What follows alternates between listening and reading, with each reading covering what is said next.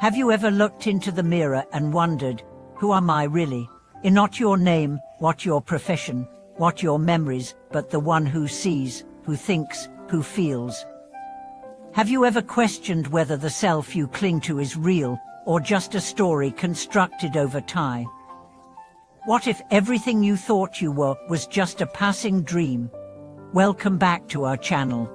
Today's journey is a deep one, a piercing exploration into the nature of self, identity, and the truth of samsara, guided by the luminous teachings of Dilgo Khyentse Rinpoche. If you've ever felt a longing to awaken, to break through the illusions that bind us, this message is for you.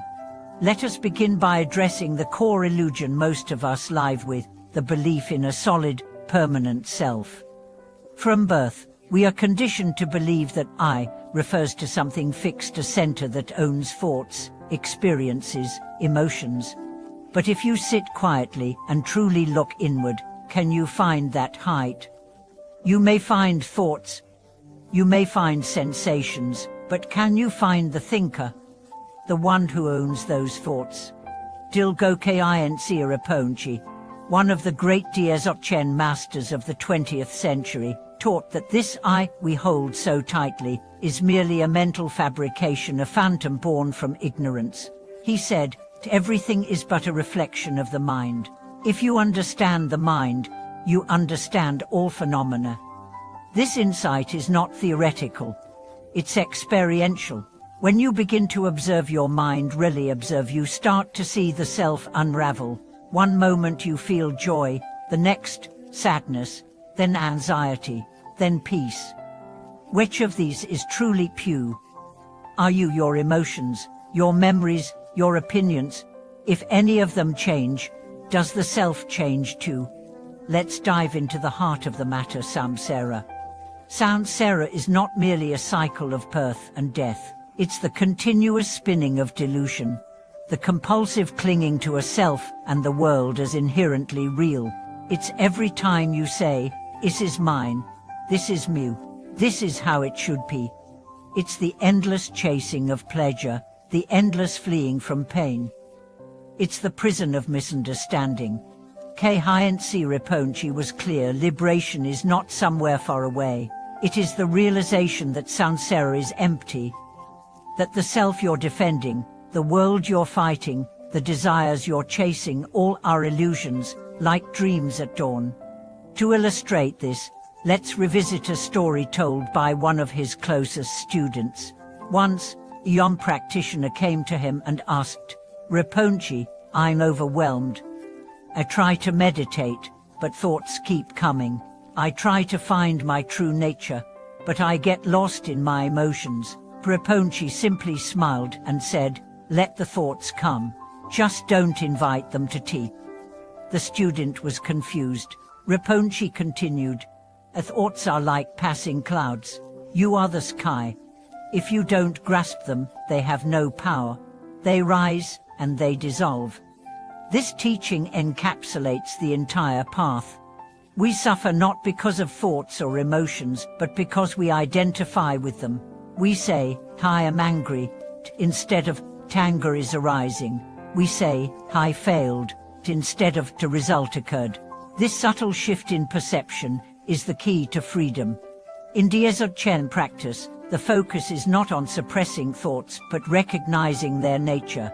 All phenomena are appearances within awareness. The mind itself, when seen clearly, is empty, net luminous, like space filled with light.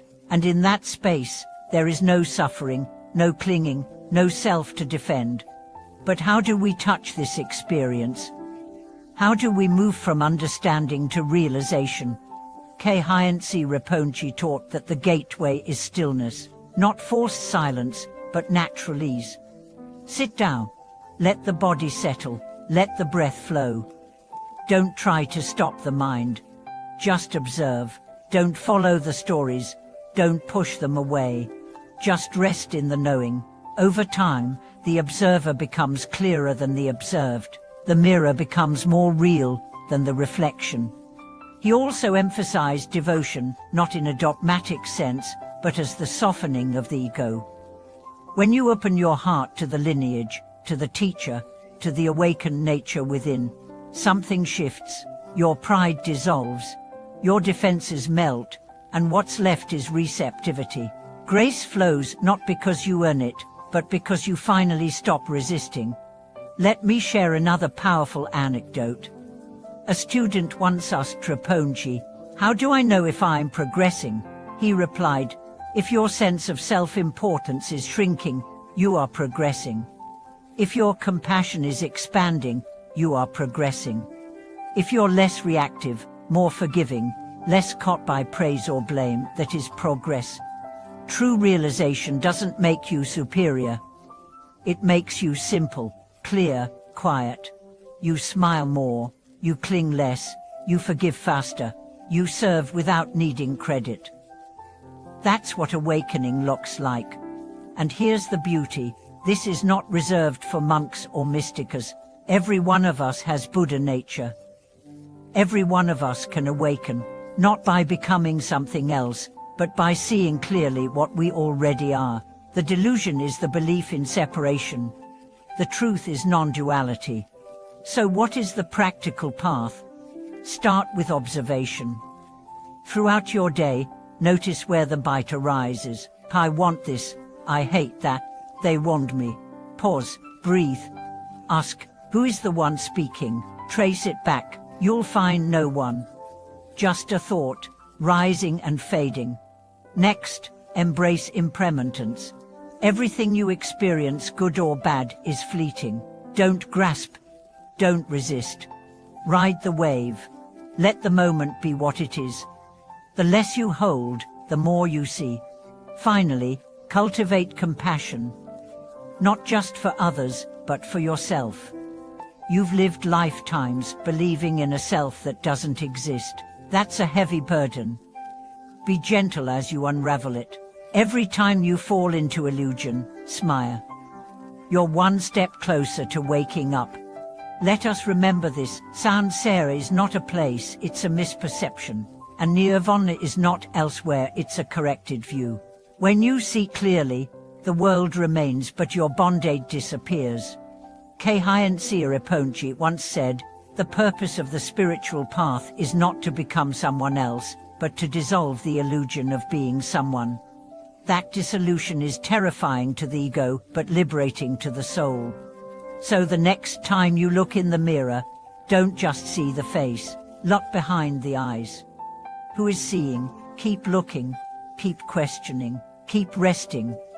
One day, the seeker will vanish, and only presence will remain. Thank you for watching this video.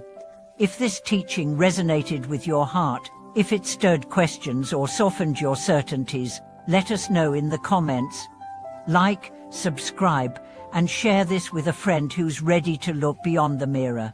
The path is here. The door is open. All it asks is your sincere step.